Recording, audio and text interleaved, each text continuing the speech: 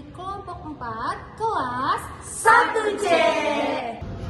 Saya Sri Wahyuni berperan sebagai narator pada roleplay komunikasi pada anak berkebutuhan khusus dengan Down syndrome untuk edukasi cara mencuci tangan yang baik dan benar. Perkenalkan, nama saya Dewi Najwa berperan sebagai perawat. Perkenalkan, nama saya Syabana Naila Fitri berperan sebagai ibu. Perkenalkan, nama saya Aisyah Zahra Maharani berperan sebagai pasien Down syndrome. Halo, nama saya Firas Muhammad Siddiq, saya sebagai kameramen.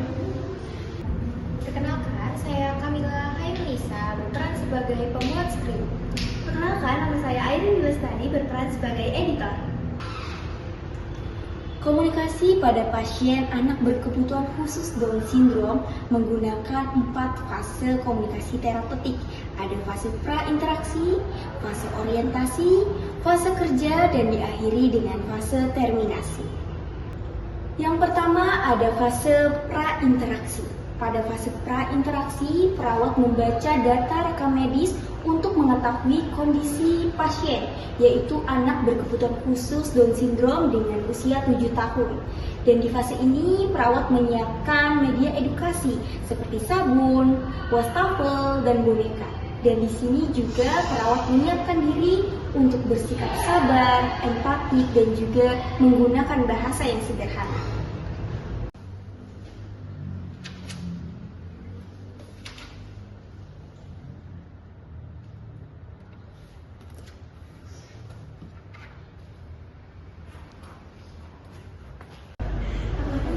Selanjutnya adalah fase orientasi.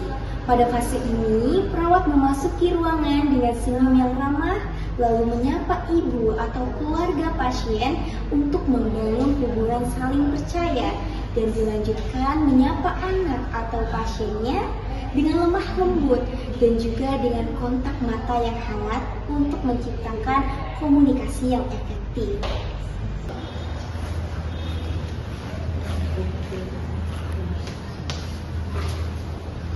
Selamat siang Ibu, bagaimana kabarnya hari ini? Selamat siang, Nurse. Alhamdulillah kalau saya baik. Baik Ibu, perkenalkan, saya perawat Dayun yang bertugas pada hari ini. Saya ingin mengajak adik X untuk belajar mencuci tangan, supaya dia terbiasa untuk mencuci tangan dan menjaga kebersihan dirinya sendiri. Ibu boleh mendampingi adik X selama waktunya itu 15 menit. Jika Ibu bersedia, apakah Ibu siap mendampingi dalam waktu tersebut?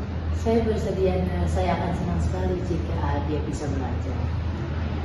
Halo adik X, perkenalkan, saya perawat Dayun. Saya ingin mengajak adik X untuk belajar cuci tangan. Fase yang selanjutnya adalah fase kerja. Di sini, perawat mulai mengajarkan anak atau pasien cara mencuci tangan yang benar dengan metode demonstrasi perlahan dan juga pengulangan serta metode bermain. Anak mulai menirukan gerakan secara bertahap, sementara perawat memberikan pujian dan juga dukungan pada pasien. Yuk kita mau cuci tangan. Lihat kakak ya, Adik. Pertama kita basuh tangan dengan air, seperti ini Adik.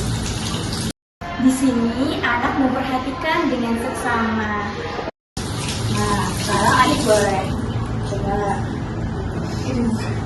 Nah, ini nih,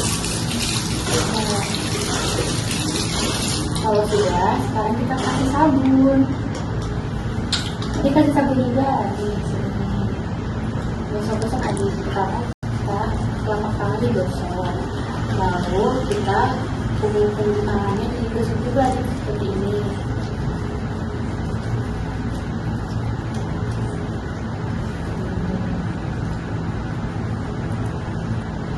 Lalu kita pindah ke takut jari ini aja. Setelah itu jempolnya adik seperti ini. Oke. Nah, terakhir kuku-kukunya seperti ini.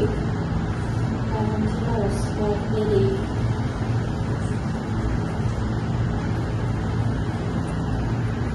kemudian terakhir basuhnya dengan air.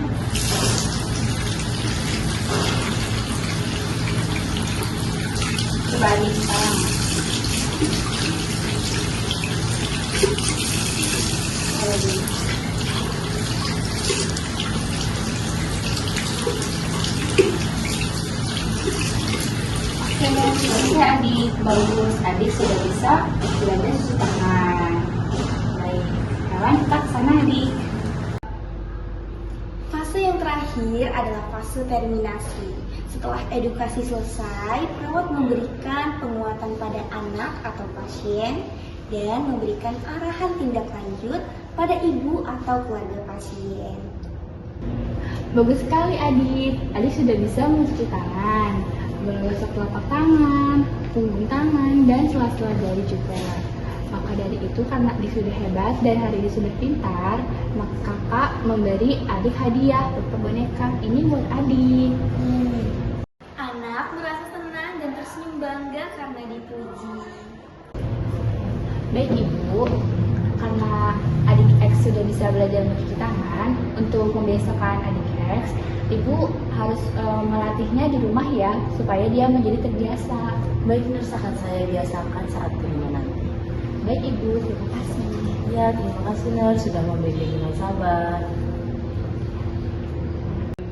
Dapat disimpulkan ya teman-teman bahwa komunikasi terapeutik menjadi aspek penting dalam memberikan asuhan keperawatan pada anak berkebutuhan khusus dengan Down syndrome.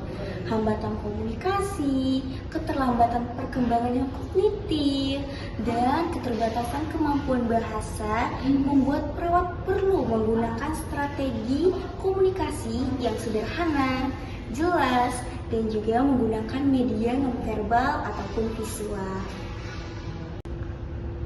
Teman-teman, tadi adalah bentuk komunikasi terapeutik pada anak berkebutuhan khusus dengan Down syndrome untuk edukasi cara mencuci tangan yang baik dan benar dengan menggunakan 4 fase: fase prainteraksi, fase orientasi, fase kerja, dan juga fase terminasi. Sekian